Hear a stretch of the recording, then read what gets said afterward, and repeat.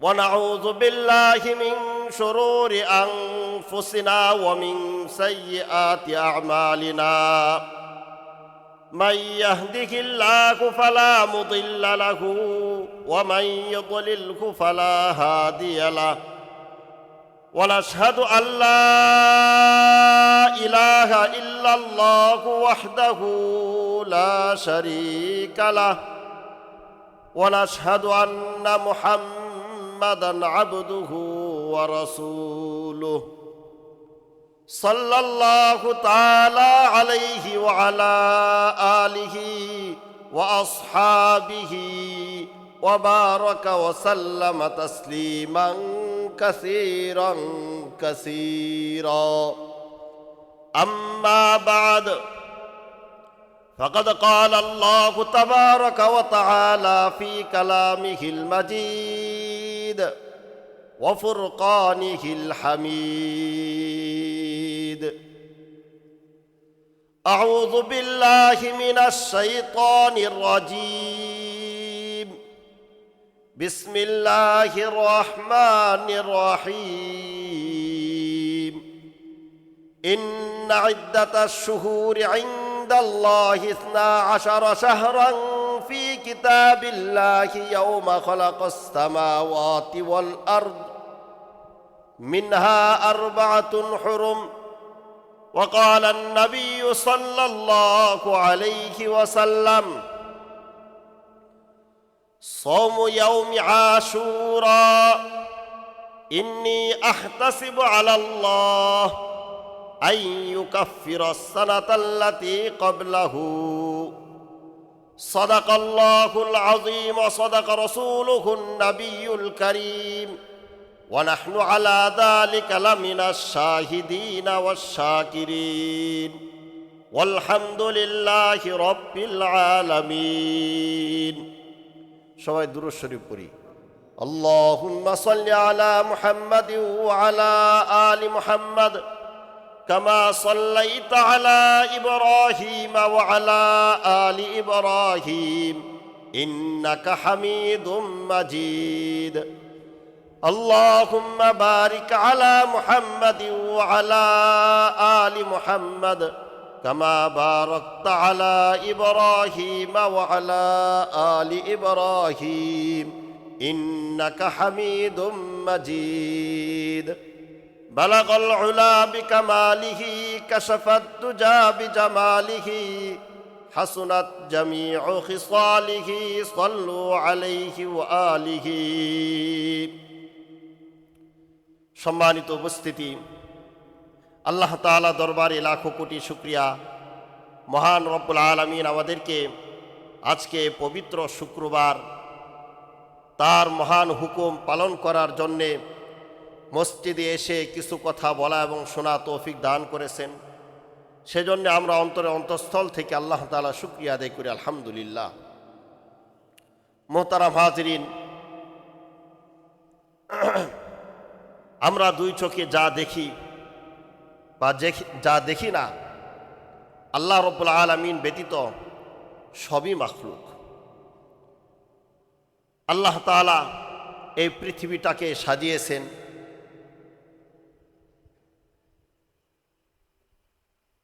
আল্লাহ তাআলা অসংখ্য অগণিত মাখলুক সৃষ্টি করেছেন। এই সমস্ত মাখলুকাতের ভিতরে মানুষকে আল্লাহ তাআলা সর্বশ্রেষ্ঠ মাখলুক হিসাবে সৃষ্টি করেছেন। এই দুনিয়াটা কত সুন্দরভাবে তিনি সাজিয়েছেন। পাহাড় পর্বত, নদী নালা, খাল বিল, বৃক্ষলতা যা কিছু আছে, এসব কিছু তিনি মানুষের জন্যই তিনি সৃষ্টি করেছেন। আর মানুষকে তিনি সৃষ্টি করেছেন তার ইবাদতের জন্য। সর্বশ্রেষ্ঠ সৃষ্টি হিসাবে মানুষকে তিনি তৈরি করেছেন এবং মানুষকে তার পছন্দ মতো, নিজের পছন্দ মতো তিনি সৃষ্টি করেছেন। আল্লাহ রাব্বুল আলামিন কোরআনে কারিমে ইরশাদ করেছেন সূরা 3-4 নং আয়াত, লাকাদ খালাকনাল ইনসানা ফি আহসানি তাকওয়িম। আমি মানুষকে সৃষ্টি করেছি সুন্দরতম অবয়বে, সুন্দরতম গঠনে আল্লাহ রাব্বুল আলামিন মানুষকে তিনি সৃষ্টি করেছেন। সূরা সাদের 73, 74, 75 নং আয়াত আল্লাহ রাব্বুল আলামিন ইরশাদ করেছেন, ফাসাজাদাল মালাইকাতু কুল্লুহুম আজমাউন ইল্লা ইবলিস ইস্তাকবারা ওয়া কানা মিনাল কাফিরিন ক্বালা ইয়া ইবলিস মা মানআকা আন তাসজুদা লিমা খালাকতু বিয়াদাই। আল্লাহ রাব্বুল আলামিন ইরশাদ করেন, প্রথম মানব হযরত আদম আলাইহিস সালাতু ওয়াস সালাম, তাকে সমস্ত ফেরেশতারা সিজদা করেছে আল্লাহ তাআলা নির্দেশে। কিন্তু ইবলিস সে আদমকে সিজদা করে নাই, সে অহংকার করেছে, সে কাফেরদের অন্তর্ভুক্ত হয়েছে। আল্লাহ রাব্বুল আলামিন তখন ইবলিসকে বললেন, মা মানআকা আন তাসজুদা লিমা খালাকতু বিয়াদাই। হে ইবলিস, যে সত্তাটা, যে মানুষটা আমি নিজ হাতে সৃষ্টি করেছি, আমি নিজ হাতে যাকে সৃষ্টি করেছি তাকে সিজদা করতে কিসে তোমাকে বাধা দিল? এই আয়াত দ্বারা আমরা বুঝতে পারি আল্লাহ তাআলা মানুষকে সৃষ্টি করার পরে সম্মান দিয়েছেন। সমস্ত ফেরেশতার মাধ্যমে মানুষকে সিজদা করিয়েছেন, এটা মানুষের একটা সম্মান। আল্লাহ নিজেই বলতেছে, মা মানআকা আন তাসজুদা লিমা খালাকতু বিয়াদাই, যাকে আমি নিজ হাতে সৃষ্টি করলাম তাকে সিজদা করতে তোমাকে কিসে বাধা দিল? এই আয়াত দ্বারা আরেকটা জিনিস বুঝতে পারতেছি যে মানুষকে আল্লাহ তাআলা নিজ হাতে সৃষ্টি করেছে। তা আল্লাহ রাব্বুল আলামিন মানুষকে সর্বোচ্চ সম্মান দিয়েছে, সর্বোচ্চ মর্যাদা মানুষকে দিয়েছে। এই সম্মান এবং মর্যাদাটা আমাদের ভিতরে এই বুঝটা জাগ্রত করতে হবে। সম্মান এবং মর্যাদার বুঝ শক্তি আমাদের ভিতরে জাগ্রত করতে হবে। মানুষ যখন নিজের সম্মান জানে না, কেন জাগ্রত করতে হবে? মানুষ যখন নিজের সম্মান জানে না, সম্মানের বুঝ শক্তি তার জানে না, তখন মানুষ যা ইচ্ছা তাই করে। একটা মানুষ যদি চিন্তা করে যে আমি কিভাবে অন্যায় কাজটা করব, আমার দাদা এমন, আমার বাপ এমন, আমি যদি এই কাজটা করি তাহলে তারা মানুষের সামনে কেমনে মুখ দেখাবে। আমরা যে অন্যায় থেকে, অপরাধ থেকে বেঁচে থাকি তা কিন্তু শুধু আল্লাহর ভয়ে সবসময় বেঁচে থাকি বিষয়টা এমন না। সবসময় যে আল্লাহর ভয়ে বেঁচে থাকি বিষয়টা কিন্তু এমন না। অনেক সময় আমাদের পারিবারিক ব্যাকগ্রাউন্ড, সামাজিক অবস্থান, আমার অবস্থান ইত্যাদি আমাকে অন্যায় করতে বাধা দেয়। এটা কখন? যখন আমার ভিতর বুঝ থাকে যে আমি একটা আলেম মানুষ, আমার মুখে দাঁড়িয়ে আছে, মাথায় টুপি আছে, পরনে জুব্বা, আমি তো এই কথাটা বলতে পারি না। কথা জানলেই কি সব কিছু বলা যায়? সব কিছু বলা যায় না। এই জন্য আমরা যে মর্যাদাবান সৃষ্টি, সমস্ত সৃষ্টির সেরা, এই বুঝ আমাদের ভিতরে থাকতে হবে। তাহলে আমরা পশুর মতো আচরণ করতে পারবো না। আমি একটা মানুষ, আমি সব কাজ করতে পারবো না। আল্লাহ রাব্বুল আলামিন মানুষকে সর্বোচ্চ মর্যাদা দিয়েছেন, সর্বোচ্চ সম্মান দিয়েছেন। এই মানুষ আল্লাহর সৃষ্টি, সর্বোচ্চ সম্মান ও মর্যাদা প্রাপ্ত সৃষ্টি, কিন্তু দুনিয়ার সকল মানুষ মর্যাদা ও সম্মানের বিবেচনায় আল্লাহর কাছে সমান না। প্রত্যেক মানুষ তার আমল অনুপাতে, তার কাজ অনুপাতে আল্লাহর কাছে সম্মানী হয়। আল্লাহ রাসূল সাল্লাল্লাহু আলাইহি ওয়াসাল্লাম হাদিসে বলেছেন, ইন্নাল্লাহা লা ইয়ানজুরু ইলা আজসামিকুম ওয়ালা ইলা সুওয়ারিকুম ওয়ালাকিন ইয়ানজুরু ইলা কুলুবিকুম ওয়া আ'মালিকুম। নবীজি বলেন, আল্লাহ রাব্বুল আলামিন তোমাদের অবয়ব, গঠন, সুরত, আকৃতি এগুলোর প্রতি লক্ষ্য করেন না। আল্লাহ রাব্বুল আলামিন লক্ষ্য করেন তোমাদের অন্তরের প্রতি, তোমাদের কাজের প্রতি।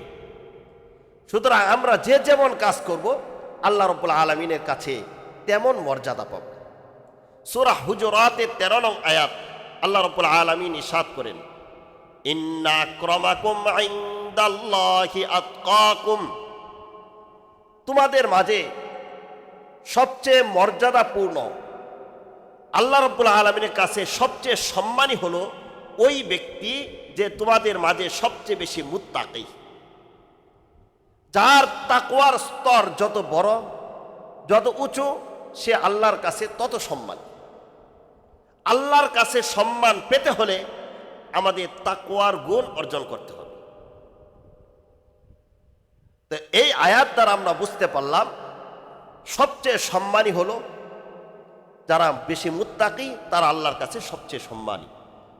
এখন মানুষের মাঝে সবচেয়ে বেশি মুত্তাকি, সবচেয়ে বড় মুত্তাকি হলেন হযরত আম্বিয়া আলাইহিমুস সালাতু ওয়াস সালাম। নবীরা হলেন সবচেয়ে বড় মুত্তাকি, সবচেয়ে বড় পরহেজগার। এই সমস্ত নবীরা আবার আল্লাহর কাছে মর্যাদায় সমান না, তাদের মাঝেও মর্যাদার বিবেচনায় বেশ কম আছে, তারতম্য আছে, পার্থক্য আছে। সমস্ত নবীদের মাঝে শ্রেষ্ঠ নবী হলেন, মর্যাদার দিক দিয়ে সবচেয়ে মর্যাদাপূর্ণ নবী হলেন আমাদের নবী হযরত মুহাম্মদ মুস্তাফা সাল্লাল্লাহু আলাইহি ওয়াসাল্লাম। সহিহ মুসলিমের 2278 নং হাদিস আল্লাহ রাসূল সাল্লাল্লাহু আলাইহি ওয়াসাল্লাম ইরশাদ করেছেন, আনা সাইয়্যিদু ওয়ালদি আদম ইয়াউমাল কিয়ামা, কিয়ামতের দিবসে আমি হব আদম সন্তানের সেরা। ওয়া আউয়ালু মান ইয়ানশাক্কু আনহুল কবর, এবং আমি প্রথম কবর থেকে উঠব। ওয়া আউয়ালু শাফিঈন ওয়া আউয়ালু মুশাফফাঈন, আমি প্রথম সুপারিশ করব, আমার সুপারিশই প্রথম কবুল হবে। বিভিন্ন বিবেচনায় নবী করিম সাল্লাল্লাহু আলাইহি ওয়াসাল্লাম যে সর্বশ্রেষ্ঠ নবী, সর্বশ্রেষ্ঠ রসুল, সেটা প্রমাণ হয়ে গেছে। তো আল্লাহ তাআলা তার সমস্ত সৃষ্টির ভিতরে যেভাবে মানুষকে মর্যাদা দিয়েছেন, সেই মানুষের ভিতরে আবার যারা মুত্তাকি তাদের মর্যাদা সবচেয়ে বেশি। মুত্তাকিদের ভিতরে সর্বোচ্চ স্তরের মুত্তাকি হলেন হযরত আম্বিয়া আলাইহিস সালাম, তারা সবচেয়ে মর্যাদাবান। তাদের মাঝে আবার সর্বশ্রেষ্ঠ নবী হযরত মুহাম্মদ সাল্লাল্লাহু আলাইহি ওয়াসাল্লাম। তো প্রত্যেক সৃষ্টির ভিতরে এইভাবে তারতম্য আছে, ব্যবধান আছে। ঠিক আল্লাহর একটা মাখলুক হলো সময়। সময় মানে আমাদের জীবন। এই যে আমরা প্রতিটা সেকেন্ড যাপন করতেছি, কাটাইতেছি, একটা মিনিট কাটাচ্ছি, একটা ঘন্টা যাপন করতেছি, একটা দিন কাটাচ্ছি, এর অর্থ হইল আমার জীবনটা একদিন কমে গেল, একটা সেকেন্ড কমে গেল, একটা মিনিট কমে গেল। এই সময় আল্লাহর একটা মাখলুক, এটা আল্লাহ রাব্বুল আলামিন আমাদেরকে দান করছে। তো এই যে পুরা সময়টাও কিন্তু মর্যাদার বিবেচনায় আল্লাহর কাছে পার্থক্য আছে। সারাদিনে আজকে 24টা ঘন্টা আমরা কাটাবো, 24টা ঘন্টার সময় কিন্তু আল্লাহর কাছে মর্যাদা দিক দিয়ে এক না। আল্লাহ রাসূল সাল্লাল্লাহু আলাইহি ওয়াসাল্লাম বলেছেন, লা ইউরাদ্দু দুআউ বাইনাল আযান ওয়াল ইকামা, আযান এবং ইকামতের মাঝখানে যে সময়টুকু, এই সময়টুকুর মাঝে বান্দা যে দোয়া করে আল্লাহ রাব্বুল আলামিন তার দোয়া কিছুতেই ফেরত দেন না। আযান হয়ে গেছে আর ইকামত হবে, এই মাঝখানে যে সময়টুকু, তাহলে বোঝা যাচ্ছে যে এই সময়টুকু আল্লাহর কাছে অনেক মর্যাদাবান।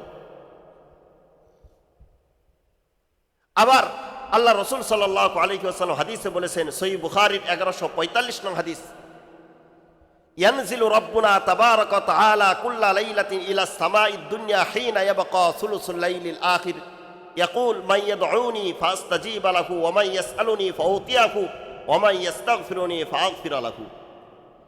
আল্লাহ রাসূল সাল্লাল্লাহু আলাইহি ওয়াসাল্লাম বলেছেন, সারা রাতকে 3 ভাগ করে রাতের শেষ ভাগে আল্লাহ রাব্বুল আলামিন দুনিয়ার আকাশে এসে দুনিয়ার মানুষকে লক্ষ্য করে ডাকতে থাকেন, আছো কোনো এমন বান্দা যে আমার কাছে প্রার্থনা করবে, আমি তাকে দান করব? আছো কোনো এমন বান্দা যে আমার কাছে ক্ষমা চাইবে, আমি তাকে ক্ষমা করে দিব? আছো কোনো এমন বান্দা যে আমাকে ডাকবে, আমি তার ডাকে সাড়া দিব? তাহলে বোঝা যাচ্ছে যে সারা রাত্রে সময়টার ভিতরে শেষ রাত্রের সময়টা, একদম শেষ তৃতীয়াংশের সময়টা সবচেয়ে গুরুত্বপূর্ণ। তাহলে 24 ঘন্টা সময়ের ভিতরে এই যে সময়ের ভিতরে একটা ব্যবধান আছে। অনুরূপভাবে সাপ্তাহিক যে সময়, সাপ্তাহিক সময়ের ভিতরে সোমবার, বৃহস্পতিবার, শুক্রবার অত্যন্ত গুরুত্বপূর্ণ, খুবই গুরুত্বপূর্ণ। আল্লাহ রসুল সাল্লাল্লাহু আলাইহি ওয়াসাল্লাম সোমবারে রোজা রাখতেন, বৃহস্পতিবার রোজা রাখতেন।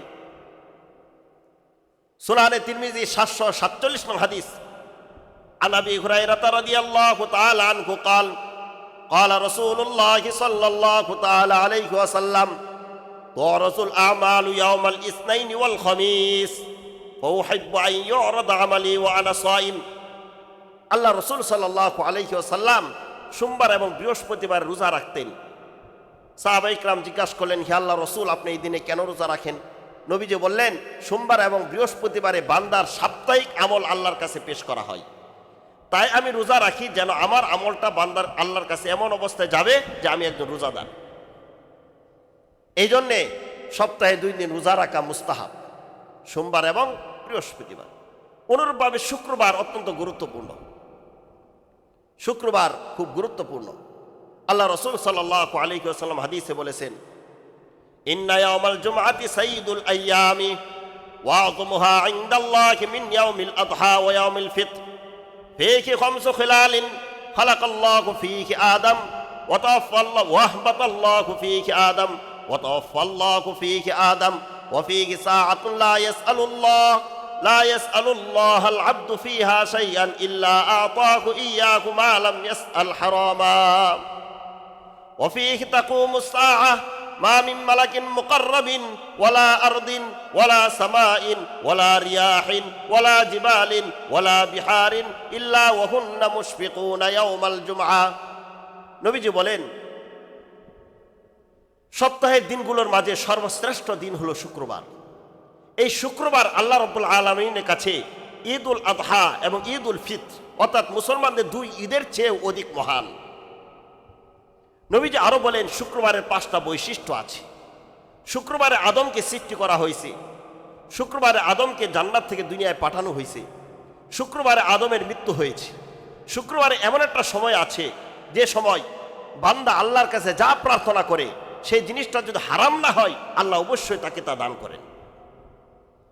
মুহাদ্দিসগণ এই হাদিসের এই অংশটুকুর ব্যাখ্যা করেছেন, সেই সময়টা হলো বৃহস্পতিবারের শেষ রাত্রি অথবা শুক্রবারের 2 খুতবার মাঝখানে ইমাম যখন বসেন এই সামান্য সময়, এই সময়টুকু, অথবা শুক্রবারের দিন আসরের পর থেকে মাগরিবের আগ পর্যন্ত যে সময়, এই সময়টুকু। এই 3টা সময়ের যে কোনো এক সময় বান্দা আল্লাহর কাছে যা প্রার্থনা করবে সেই জিনিসটা যদি হারাম না হয়, আল্লাহ রাব্বুল আলামিন তাই দান করেন। নবীজি আরো বলেন, শুক্রবারের দিন কিয়ামত সংগঠিত হবে। যখন শুক্রবার শুরু হয়ে যায়, আল্লাহর নিকটতম ফেরেশতা যারা আছে তারা দুনিয়া, আসমান, জমিন, বৃক্ষ, লতা, বাতাস, নদী, সমুদ্র সব কিছুই আল্লাহর ভয়ে ভীত সন্ত্রস্ত থাকে, এই আশঙ্কায় যে না জানে আজকে কিয়ামত সংগঠিত হয়ে যায়। মোহতারাম হাজিরিন, শুক্রবার অত্যন্ত গুরুত্বপূর্ণ সপ্তাহের দিনগুলোর ভিতরে। তাহলে আমরা এই হাদিসগুলো দ্বারা আমাদের সামনে স্পষ্ট হলো, বৃহস্পতিবার, সোমবার, শুক্রবার এটি সাপ্তাহিক দিনগুলোর মাঝে সবচেয়ে গুরুত্বপূর্ণ। অনুরূপভাবে মাসিক দিনগুলোর মাঝে, একটা মাস হয় 29 দিনে অথবা 30 দিনে, এই দিনগুলোর ভিতরে মাসে 13, 14, 15 তারিখ এই দিন 3টা দিন অত্যন্ত গুরুত্বপূর্ণ। এই 3 দিন আল্লাহ রসুল সাল্লাল্লাহু আলাইহি ওয়াসাল্লাম রোজা রাখতেন, এই 3 দিন রোজা রাখা মুস্তাহাব। অনুরূপভাবে একটা বৎসর হয় 12টা মাস, এই 12টা মাসের ভিতরে রমজান মাস অত্যন্ত গুরুত্বপূর্ণ। রমজান মাসে কোরআন নাজিল হয়েছে, রমজান মাস কোরআনের মাস, রমজান মাস রহমতের মাস, বরকতের মাস, মাগফিরাতের মাস। রমজান মাসে আছে শবে কদর, যে কদরে ইবাদত করলে 1000 মাসের থেকে শ্রেষ্ঠ। এমন একটা দিন, এমন একটা রাত্রি রমজান মাসে রয়ে গেছে। ইত্যাদি বিবেচনায় রমজান মাস শ্রেষ্ঠ, কিন্তু এছাড়াও অন্যান্য মাসকে বিভিন্ন বিবেচনায় আল্লাহ রাব্বুল আলামিন শ্রেষ্ঠত্ব দান করেছেন। কুরআনে আল্লাহ রাব্বুল আলামিন ইরশাদ করেন, ইন্না ইদ্দাতাশ শুহুরি ইনদাল্লাহি 12 শাহরান ফি কিতাবিল্লাহ ইয়াওমা খালাকাস সামাওয়াতি ওয়াল আরদ মিনহা আরবাআতুন হুরুম। আল্লাহ রাব্বুল আলামিন ইরশাদ করেন, আকাশ জমিন সৃষ্টির সূচনা থেকে আল্লাহর বিধানে আল্লাহর কাছে মাস গণনায় 12টা। তার মধ্যে 4 মাস হলো অত্যন্ত গুরুত্বপূর্ণ, মর্যাদাপূর্ণ, সম্মানী মাস। সেই 4 মাস কোন 4 মাস? নবীজি হাদিসের ভিতরে এই 4 মাসের ব্যাখ্যা দিয়েছেন। সহিহ বুখারী 3971 নং হাদিস। আল্লাহ রাসূল সাল্লাল্লাহু আলাইহি ওয়াসাল্লাম ইরশাদ করেন, আস-সানাতু 12 শাহরা মিনহা 4 হুরুম সালাসাতুন মুতাওয়ালিয়াতুন যুলকাদা ওয়া যুলহিজ্জা ওয়াল মুহাররম ওয়া রজব মুদার আল্লাযী বাইনা রজব আল্লাযী বাইনা জুমাদা ওয়া শাবান। নবীজি বলেন, বৎসরে মাস হলো 12টা। তন্মধ্যে 4টা মাস হলো নিষিদ্ধ মাস, সম্মানী মাস। যে 4 মাস হলো জিলকাদ মাস, জিলহজ মাস, মুহররম মাস এবং রজব মাস। মুহতারাম হাজিরিন, ওই 4 মাসের ভিতরে একটা মাস মুহররম মাস। আজকে মুহররমের 1448 হিজরির মুহররমের 3 তারিখ। এই যে আমরা যে একটা মাস এখন কাটাইতেছি, যে মাসের ভিতরে আমরা আসি, এই মাসটা অত্যন্ত গুরুত্বপূর্ণ। কোরআনের ভাষায় এই মাসটাকে বলা হয়েছে সম্মানী মাস। সম্মানী মাস এই কথার অর্থ কি? সফওয়াতুত তাফাসিরের 1 নম্বর খণ্ডের 522 পৃষ্ঠায় আছে। সেখানে উল্লেখ আছে, মিনহা 4 হুরুম ওয়াহিয়া যুলকাদা ওয়া যুলহিজ্জা ওয়াল মুহররম ওয়া রজব ওয়া সুম্মিয়াত হুরুমান লিআন্নাহা মুহররামাতুন মুহতারামাতুন তাতাদাআফু ফীহা আত-তাআত ওয়া ইয়াহরুমুল কিতালু ফীহা। অর্থ হলো, 4টা মাস হলো নিষিদ্ধ মাস, সম্মানী মাস। এইগুলোকে নিষিদ্ধ মাস বা সম্মানী মাস বলা হয়েছে এই কারণে যে এই মাসগুলো আল্লাহ রাব্বুল আলামিনের কাছে সম্মানী, মর্যাদাপূর্ণ। এই মাসগুলোতে বেশি বেশি ইবাদত বন্দি করা হবে। এই মাসগুলোতে অন্যায় অপরাধ থেকে বিরত থাকা হবে।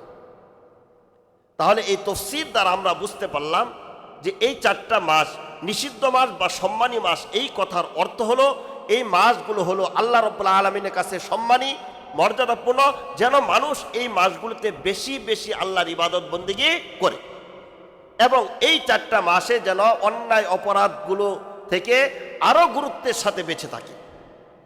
অন্যান্য মাসে তো অন্যায় অপরাধ থেকে বিরত থাকবেই, এই 4টা মাসে যেন আরো বেশি গুরুত্বের সাথে বিরত থাকে। সুতরাং এই মর্যাদাপূর্ণ মাসগুলোর একটি মাস হলো মুহররম মাস, যে মাসের আজকে 3 তারিখ। মুহতারাম হাজিরিন, এই মাসটা অত্যন্ত গুরুত্বপূর্ণ ইবাদত বন্দেগীর মাস। হাদিসে আল্লাহ রাসূল সাল্লাল্লাহু আলাইহি ওয়াসাল্লাম এই মুহররম মাসকে আল্লাহর মাস বলে উল্লেখ করেছেন। আল্লাহর মাস বলে উল্লেখ করেছেন। বৎসরে 12টা মাসের ভিতরে কোনো মাসকে আল্লাহর মাস বলা হয় নাই।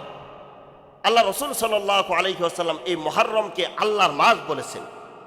সহিহ মুসলিমের 1163 নং হাদিস।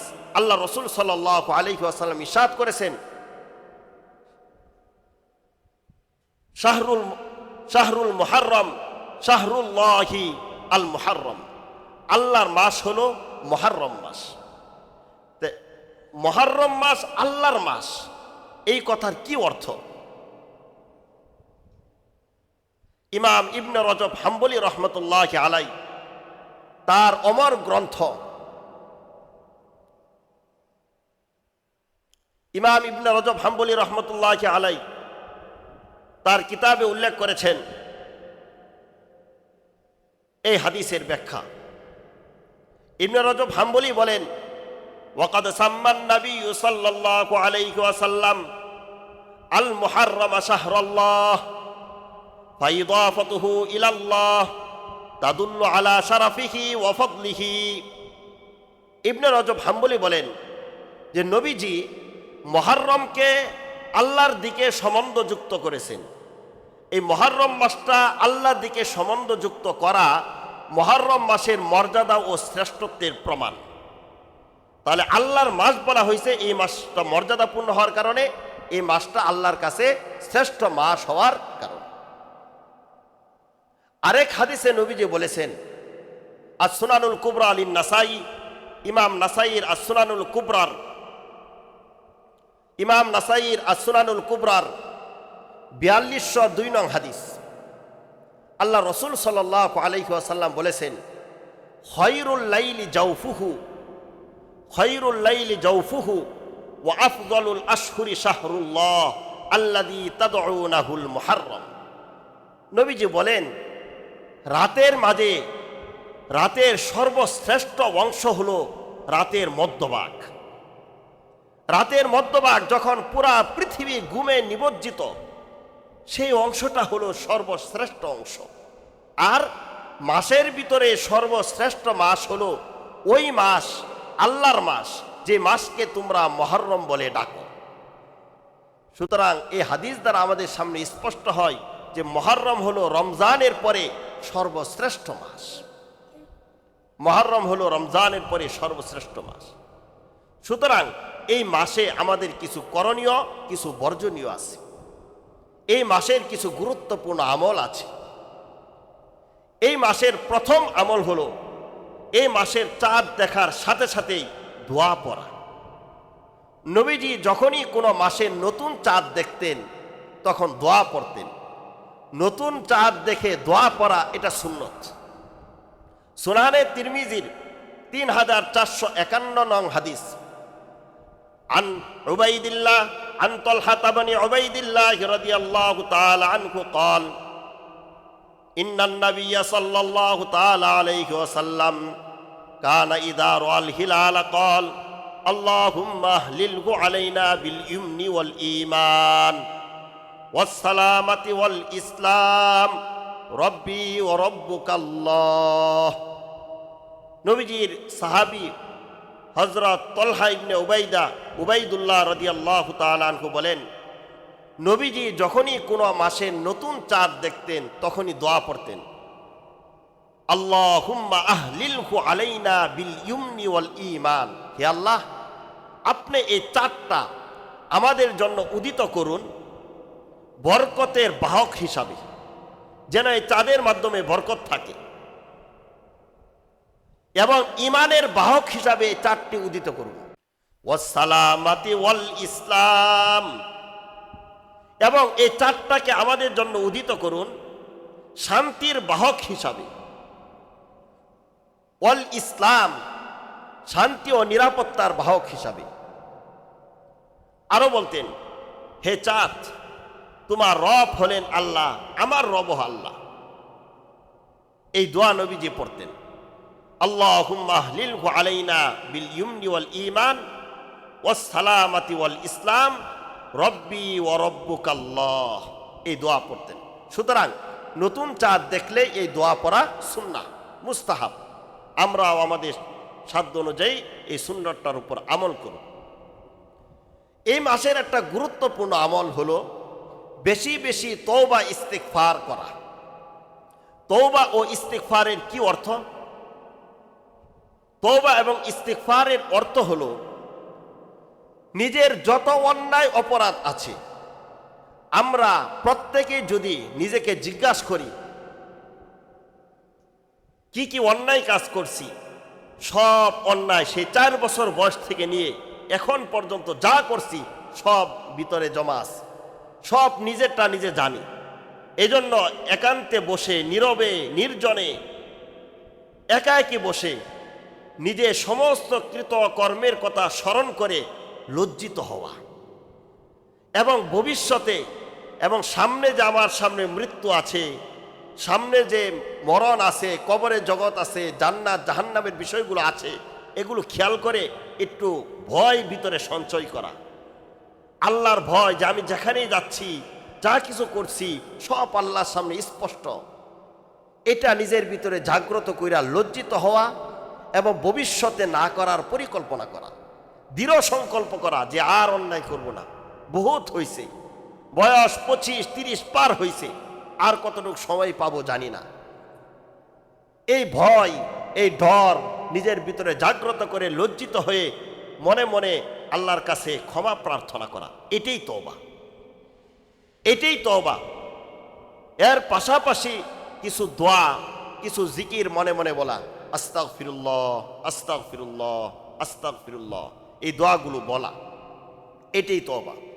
সুতরাং এই মাসে নিজের যত অন্যায় আছে, কৃতকর্ম আছে, সবগুলোর কথা স্মরণ করে প্রকাশ্য হোক অপ্রকাশ্য হোক সকল অন্যায় অপরাধের জন্য আল্লাহর কাছে ক্ষমা প্রার্থনা করা। কারণ হলো এই মাসে আল্লাহ রাব্বুল আলামিন অতীতের বহু জাতিকে ক্ষমা করেছেন এবং ভবিষ্যতে অনেক জাতিকে ক্ষমা করবেন, এই প্রতিশ্রুতি আল্লাহ রসুল সাল্লাল্লাহু আলাইহি ওয়াসাল্লাম হাদিসে দিয়েছে। সুনানে তিরমিজির 741 নং হাদিস, আল্লাহ রসুল সাল্লাল্লাহু আলাইহি ওয়াসাল্লাম ইরশাদ করেছেন, ইন কুনতা সাইমান বা'দা শাহরি রমাদান ফাসুমিল মুহাররম ফাইন্নাহু শাহরুল্লাহ ওয়া ফীহি ইয়াওমুন তাবাল্লাহু ফীহি আলা কওমিন ওয়া ইয়াতুবু ফীহি আলা কওমিন আখারিন। নবীজি বলেন, যদি রমজানের পরে কোনো মাসে রোজা রাখতেই হয়, রাখতে চাও, তাহলে তোমরা মুহররম মাসে রোজা রাখো, কারণ মুহররম মাস হলো আল্লাহর মাস। নবীজি আরো বলেন, এই মুহররম মাসের ভিতরে এমন একটা দিন আছে যেই দিনে আল্লাহ রাব্বুল আলামিন অতীতের বহু জাতিকে ক্ষমা করেছেন এবং ভবিষ্যতে আরো অনেক জাতিকে ক্ষমা করবেন। সুতরাং এই মাসের একটা গুরুত্বপূর্ণ আমল হলো বেশি বেশি তওবা ইস্তিগফার করা। এই মাসের আরেকটা গুরুত্বপূর্ণ আমল হলো বেশির চেয়ে বেশি রোজা পালন করা, নফল রোজা রাখা। এই মাসের একটা গুরুত্বপূর্ণ আমল, সবচেয়ে বেশি নফল রোজা রাখা এই মাসে। সহিহ মুসলিমের 1163 নং হাদিস, عن أبي هريرة رضي الله تعالى عنه قال قال رسول الله صلى الله عليه وسلم أفضل الصيام بعد رمضان شهر الله المحرم وأفضل الصلاة بعد الفريضة صلاة الليل। নবীজি বলেন, আবু হুরায়রা রাদিয়াল্লাহু তাআলা আনহু বর্ণনা করেন, নবীজি ইরশাদ করেছেন, রমজানের পরে সর্বশ্রেষ্ঠ রোজা হলো মুহররম মাসের রোজা, আর তাহাজ্জুদের ফরজ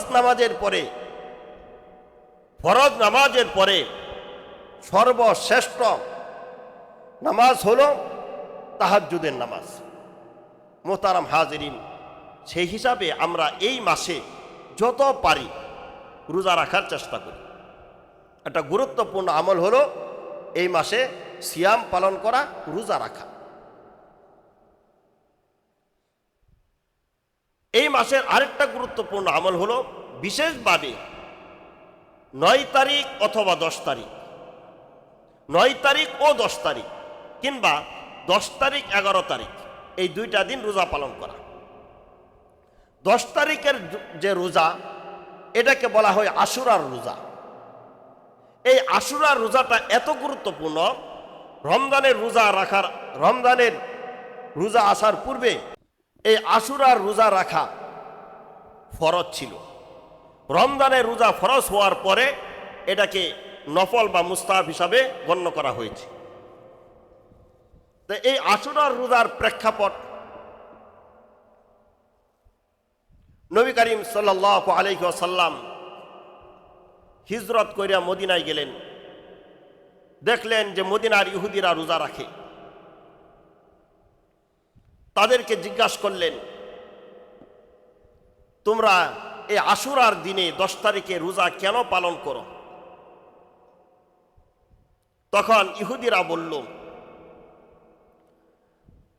হাদা ইয়াউমুন আযীমুন আনজাল্লাহু ফীহি মূসা ওয়া কওমাহু ওয়া গাররাকা ফীহি ফিরআউনা ওয়া কওমাহু ফাসামাহু মূসা শুকরান فنحن نصومه فقال رسول الله صلى الله عليه وسلم فنحن أحق وأولى بموسى منكم فصامه رسول الله صلى الله عليه وسلم ওয়া আমারাল মুসলিমিনা বিসিয়ামিহি। সহিহ মুসলিমের 1130 নং হাদিস। নবীজি মদিনার ইহুদিরকে জিজ্ঞাসা করলেন, তোমরা এই দিন কেন সিয়াম পালন করো, রোজা রাখো? মদিনার ইহুদিরা বললেন যে এই দিন অনেক মহান দিন, অনেক গুরুত্বপূর্ণ দিন। এই 10ই মুহররম, মুহররমের 10 তারিখে ফেরাউন এবং ফেরাউনের সাঙ্গপাঙ্গরা মূসা এবং বনী ইসরাইলের পিছনে লেগেছিল। তাদেরকে পৃথিবী থেকে একদম নিঃশেষ করে দেওয়ার জন্য তারা ষড়যন্ত্র করেছিল। আল্লাহ রাব্বুল আলামিন তাদের সেই ষড়যন্ত্রকে নস্যাৎ করে দিয়েছিলেন। ফলশ্রুতিতে ফেরাউন এবং ফেরাউনের সাঙ্গপাঙ্গরা এই 10ই মুহররম তারা নদীতে ডুবে আল্লাহ রাব্বুল আলামিন তাদেরকে হত্যা করেন, ডুবিয়ে তাদেরকে হত্যা করেন। অপরদিকে মূসা এবং বনী ইসরাইলকে রক্ষা করেন। এই কারণে মূসা আলাইহিস সালাতু ওয়াস সালাম এর পরবর্তী যতদিন বেঁচে ছিলেন এই 10ই মুহররম শুকরান আল্লাহ শুকরিয়া হিসেবে রোজা রাখতেন।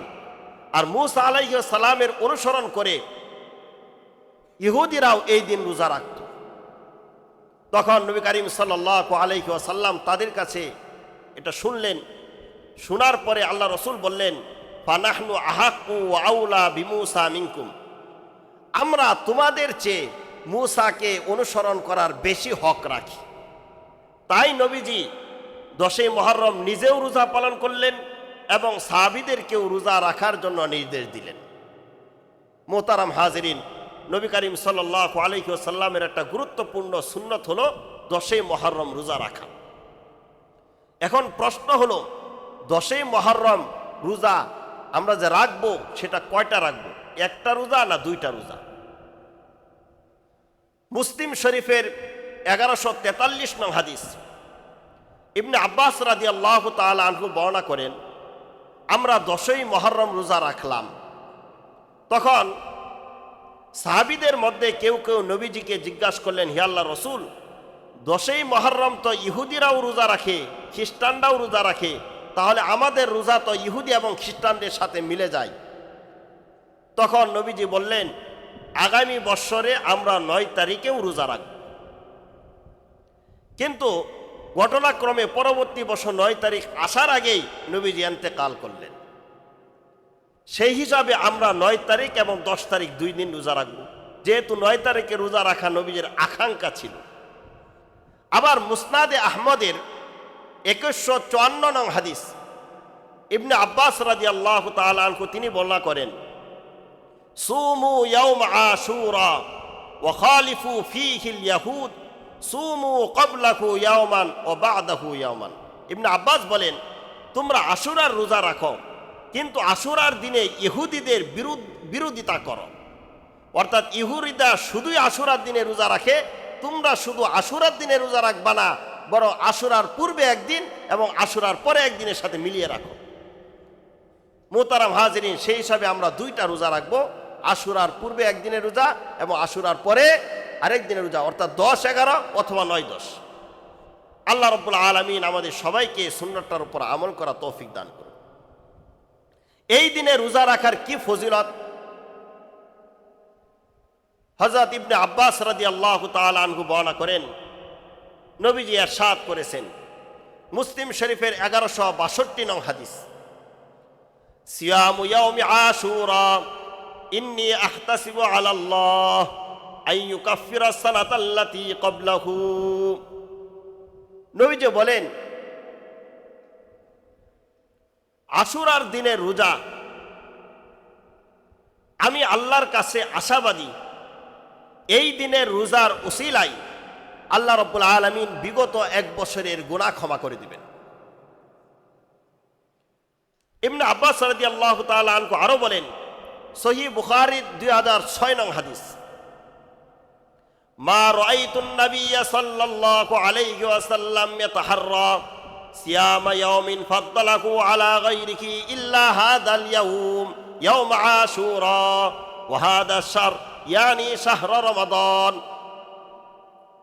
ইবনে আব্বাস রাদিয়াল্লাহু তাআলা আনহু বলেন, আমি নবীজিকে আশুরার দিনে রোজা রাখার মতো অন্য কোনো দিনে রোজা রাখার প্রতি এত গুরুত্ব দিতে দেখি নাই।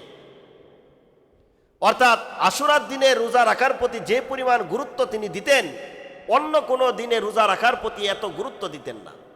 আবার রমজান মাসে রোজা রাখার প্রতি যে পরিমাণ গুরুত্ব দিতেন, অন্য কোনো মাসে রোজা রাখার প্রতি এই পরিমাণ গুরুত্ব দিতেন না। এই হাদিসগুলো দ্বারা আমাদের সামনে স্পষ্ট হয় যে আশুরার দিনে রোজা অত্যন্ত গুরুত্বপূর্ণ।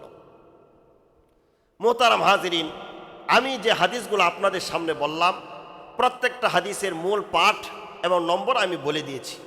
এর বাইরে অনেক কিছু কথা বিভিন্ন কিতাবে আপনারা পাবেন, এগুলো সঠিক না, এগুলো সঠিক না।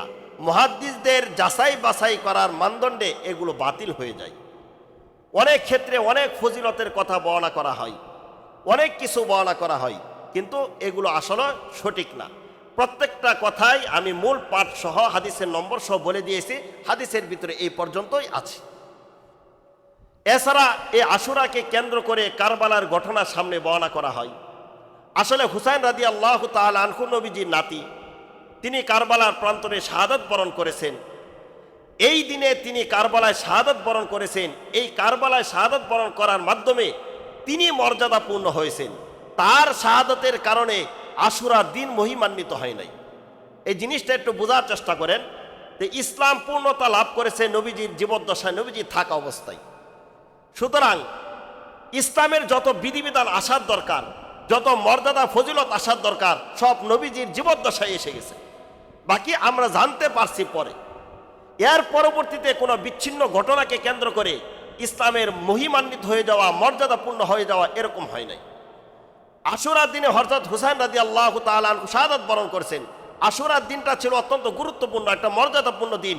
এই দিনে যদি কেউ যুদ্ধে শাহাদাত বরণ করেন, তার শাহাদাত মহিমান্বিত হয়ে যায়, মর্যাদাপূর্ণ হয়ে যায়, এটা ঠিক। কিন্তু কারো শাহাদাতের কারণে ইসলাম অনেক মর্যাদাপূর্ণ হয়ে যায়, বিষয়টা এরকম না। এজন্য এই আশুরার দিনে আসা কারবালা ঘটনাকে কেন্দ্র করা, কারবালার আলোচনা হইতে পারে, কিন্তু কারবালার আলোচনা করতে গিয়ে আল্লাহ রসুলের মহান সাহাবী হযরত মুআবিয়া রাদিয়াল্লাহু তাআলা আনহু, রসুলের যে ওহী আসতেন, ওহী আসলে নবীজি কোনো কোনো সাহাবীর মাধ্যমে ওহীকে লিপিবদ্ধ করতেন। এরকম একজন যাদের মাধ্যমে তিনি ওহী লেখাইতেন, এরা অবশ্যই মর্যাদাপূর্ণ সাহাবী। যে সাহাবীদের মাধ্যমে পরস্পরের মর্যাদা আছে অন্যান্য সাহাবীর চেয়ে, এই যারা ওহী লিখতেন তারা অবশ্যই অনেক মর্যাদাপূর্ণ। সেই হিসাবে হযরত মুআবিয়া রাদিয়াল্লাহু তাআলা আনহু তিনি অত্যন্ত মর্যাদাপূর্ণ একজন সাহাবী। সুতরাং কারবালার ঘটনাকে কেন্দ্র করে এই সাহাবীদেরকে গালিগালাজ করা, সাহাবীদেরকে তিরস্কার করা, সাহাবীদের ব্যাপারে মন্তব্য করা, এগুলো যদি আমরা করি তাহলে আমরা বিতর্কিত হব, সাহাবীদের কোনো ক্ষতি হবে না। আমরা বিতর্কিত হব, আমাদের ইমানের সমস্যা হবে, সাহাবীদের প্রতি আমাদের আস্থা নষ্ট হবে, আমার ইসলামের প্রতি আমাদের আস্থা নষ্ট হবে। এই জন্য কারবালার আলোচনা করতে গিয়া এই 10ই মুহররম অনেক জায়গায় কারবালার আলোচনা হয়, অনেক কিছু ঘটবে, অনেক কিছু রটবে, অনেক তাজিয়া মরসিয়া করা হবে। এইসব করতে গিয়ে সাহাবীদেরকে গালিগালাজ করা, মুআবিয়া রাদিয়াল্লাহু তাআলা আনহুকে কটাক্ষ করা, এগুলো যদি আমরা করি তাহলে আমাদের ইমানের সমস্যা হবে। তাই এই জায়গাটা খুব স্পর্শকাতর। মুআবিয়ার ছেলে ইয়াজিদের মাধ্যমে হুসাইন রাদিয়াল্লাহু তাআলা আনহু শাহাদাত হয়েছে। এই কারণে ইয়াজিদ সে নিন্দিত, সে জালেম, তাকে তিরস্কার আমরা করি। কিন্তু এইকে কেন্দ্র করে তার পিতা মহান সাহাবী হযরত মুআবিয়াকে গালি, ওই সময় যা ঘটেছে ইতিহাসের পাতায় বেশ কম বাড়াইয়া কমাইয়া অনেক কিছু আছে। এগুলোকে সামনে রেখে আমরা যেন আমাদের ইমানকে নষ্ট না করি, এগুলোর ব্যাপারে খুব সাবধান ও সতর্ক। কারণ এখানে অনেক সাহাবে কেরামের অনেক বিষয় আছে। সাহাবে কেরামকে কোনোভাবেই তিরস্কার করার কোনো সুযোগ নেই। সাহাবে কেরাম নবীদের মতো মাসুম না, তারা অন্যায় করেছেন, অপরাধ করেছেন, কিন্তু তাদের অন্যায় অপরাধের ব্যাপারে আল্লাহ রাব্বুল আলামিন পরিষ্কার ঘোষণা করেছেন, রাদিয়াল্লাহু আনহুম ওয়া রাদু আন। আল্লাহ রাব্বুল আলামিন তাদের প্রতি সন্তুষ্ট, তারাও আল্লাহ রাব্বুল আলামিনের প্রতি সন্তুষ্ট। তাদের ব্যাপারে আল্লাহ রাসূল সাল্লাল্লাহু আলাইহি ওয়াসাল্লাম বলেছেন, আল্লাহ আল্লাহ ফি আসহাবি, আল্লাহ আল্লাহ ফি আসহাবি, তোমরা আমার সাহাবীদের ব্যাপারে আল্লাহকে ভয় করো, তোমরা আমার সাহাবীদের ব্যাপারে আল্লাহকে ভয় করো। লা তাত্তাখিযুহুম গারাদাম মিন বাদি, আমার পরবর্তী তোমরা কাউকে তিরস্কারের পাত্র বানায়ো না। ফামান আহাব্বাকুম ফাবিহুব্বি আহাব্বাকুম, যে তাদেরকে ভালোবাসে তারা আমাকেই ভালোবাসে। ওমান আবগাদাহুম ফাবিবুগদি আবগাদাহুম, যারা আমার সাহাবীদেরকে ভালোবাসে তাদের প্রতি যে বিদ্বেষ পোষণ করে তারা আমার প্রতিও বিদ্বেষ পোষণ করে। সুতরাং সাহাবীদেরকে কোনোভাবেই তিরস্কার করার কোনো সুযোগ নেই। তাদের অন্যায়, যারা অন্যায় করেছে তাদের অন্যায় জানি, এরপরে তিরস্কার করার কোনো সুযোগ নেই। কেন কেন করতে পারবেন না? কারণ সাহাবীদেরকে আল্লাহ রাব্বুল আলামিন দ্বীন প্রতিষ্ঠার জন্য দুনিয়াতে কবুল করেছেন। তাদের নাম শুধু কোরআনে না, তাওরাত, জবুর, ইনজিলেও তাদের নাম অঙ্কিত ছিল, তাদের নাম লেখা ছিল। তারা নির্বাচিত, তাদেরকে আল্লাহ রাব্বুল আলামিন নির্বাচন করেছেন। এক সাহাবী, মহিলা সাহাবী জিনা করছেন, মহিলা সাহাবী জিনা করছেন, নবীজির কাছে এসে বলছেন, হে আল্লাহ রসুল, আমি জিনা করছি, আমাকে হদ প্রয়োগ করুন। নবীজি বললেন, তোমার পেটের ভিতরে বাচ্চা, এখন যদি তোমাকে মারি তাহলে আরেকটার মৃত্যু হবে, তোমাকে এখন হদ প্রয়োগ করা যাবে না। সে চলে গেল।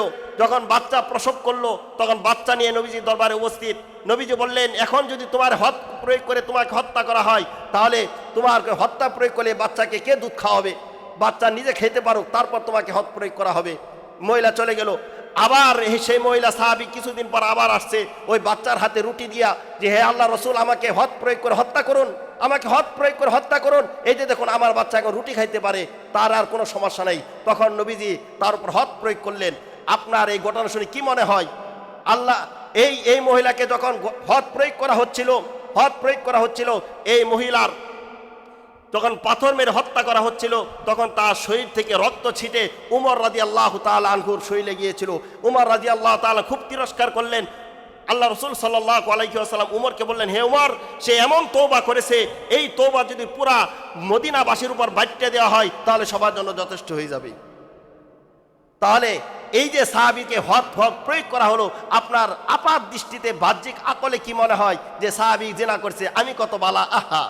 কিন্তু এটাও তো বোঝার দরকার যে তাকে নির্বাচন করা হয়েছে হদ প্রয়োগের জন্য, নাহলে 4 বার তাকে ফেরত দেওয়া হইলো, আবার সে আসলো। কেন আসলো? আল্লাহ তাকে নির্বাচন করেছেন, তার মাধ্যমে পৃথিবীবাসীর জন্য একটা পৃথিবীবাসীর জন্য একটা দৃষ্টান্ত হয়ে থাকবে যে আমার সাহাবীরা কেমন ছিলেন, আমার রসুলের সাহাবীরা কেমন ছিলেন। এজন্য খালি আকল দিয়া ইসলাম বোঝা যায় না, আল্লাহ যাকে বুঝ দান করেন সেই কেবল ইসলাম বুঝতে পারে। এজন্য সাহাবীদের ব্যাপারে কখনোই কোনো তিরস্কার করবেন না। যারা সাহাবীদেরকে তিরস্কার করে তাদের সাথে কোনো ধরনের সম্পর্ক রাখবেন না, না আত্মীয়তার সম্পর্ক, না রাজনৈতিক সম্পর্ক, কোনো ধরনের সম্পর্ক রাখা যাবে না। সাহাবীরা সত্যের মাপকাঠি, এখানে কারোর সাথে কোনো আপোষ নাই। মোহতারাম হাজিরিন, আল্লাহ রাব্বুল আলামিন আমাদেরকে সবাইকে বুঝার তৌফিক দান করুন। এই কারবালাকে কেন্দ্র করে কখনো মুআবিয়া রাদিয়াল্লাহু তাআলা আনহুর ব্যাপারে সামান্য কথা বলার কোনো সুযোগ নেই। তিনি মহান সাহাবী, তিনি ওহী লেখক সাহাবী। মুআবিয়াকে যদি তিরস্কার করা যায়, আপনি চিন্তা করেন, যদি 10 জন সাহাবী ওহী লেখেন, এর মধ্যে একজনকে যদি আমি যদি একজনের ব্যাপারে তিরস্কারের পাত্র বানায় ফেলি, তাহলে এই কোরআনের উপর আপত্তি তোলা সহজ হবে। এটা একটা বড় ধরনের ষড়যন্ত্র। এই জন্য সাহাবীদের ব্যাপারে কোনো কথা বলবেন না। নবীজি একদম বন্ধ করে গিয়েছেন, আল্লাহ ফি আসহাবি, আমার সাহাবীদের ব্যাপারে আল্লাহকে ভয় করো। লা তাত্তাখিযুহুম গারাদাম মিন বাদি, আমার পরে কাউকে তিরস্কারের পাত্র তোমরা বানাইবা না। ফামান আহাব্বাহুম ফাবিহুব্বি আহাব্বাহুম, তাদেরকে যে ভালোবাসলে তার ভালোবাসা আমার জন্য। ওমান আবগাদাহুম ফাবিবুগদি আবগাদাহুম, তাদেরকে যে তিরস্কার করে, ঘৃণা করে, অবজ্ঞা করে, শত্রুতা পোষণ করে, সেই শত্রুতা পোষণ আমার সাথেই করে। মোহতারাম হাজিরিন, আল্লাহ রাব্বুল আলামিন আমাদের সবাইকে বোঝার তৌফিক দান করুন এবং এই মুহররম মাসটাকে খুব গুরুত্বের সাথে নেওয়ার তৌফিক দান করুন। বিশেষভাবে 9 তারিখ 10 তারিখ অথবা 10 তারিখ 11 তারিখ 2টা সিয়াম পালন করা তৌফিক দান করুন। ওয়া আখিরু দাওয়ানা আলহামদুলিল্লাহি রাব্বিল আলামিন।